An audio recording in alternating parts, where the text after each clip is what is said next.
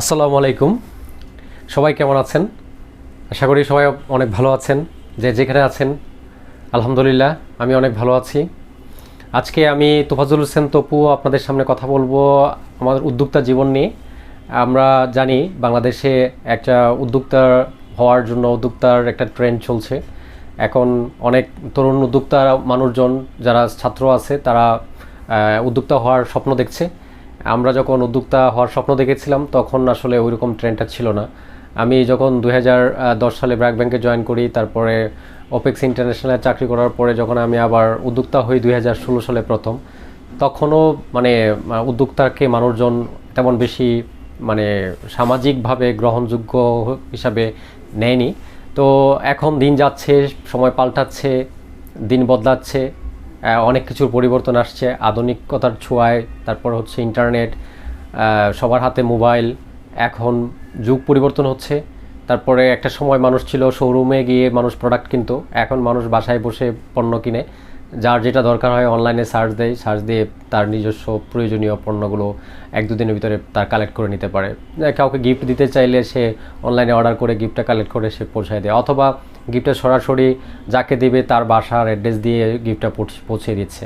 হ্যাঁ, আমরা এখন আধুনিকতার যুগে, তথ্য প্রযুক্তির যুগে আমরা অনেক দূর এগিয়ে যাচ্ছি। তো সেই সাথে সাথে আমাদের উদ্যোক্তার যে একটা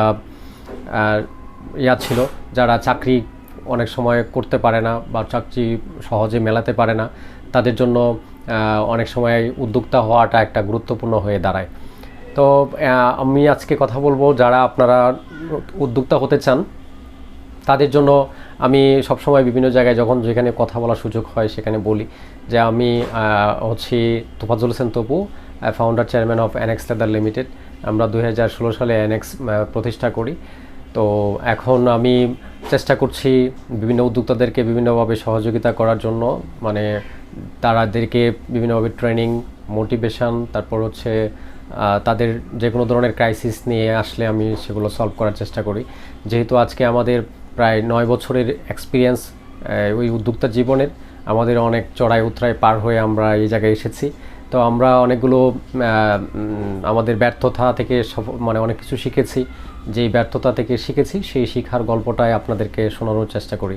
তো আমি এই পর্যন্ত দেখেছি অনেক জায়গায় অনেকে আমাদের চ্যানেল আইতে যখন আমাদের নিয়ে একটা প্রোগ্রাম হয়েছিল, তখন এই চ্যানেলের প্রোগ্রাম দেখে অনেক তরুণ উদ্যোক্তারা যারা উদ্যোক্তা হতে চায় তারা আমাদের সাথে যোগাযোগ করেছে, আমার অফিসে এসে কথা বলেছে, তারা উদ্যোক্তা হওয়ার জন্য প্রিপারেশন নিয়েছে। অনেকে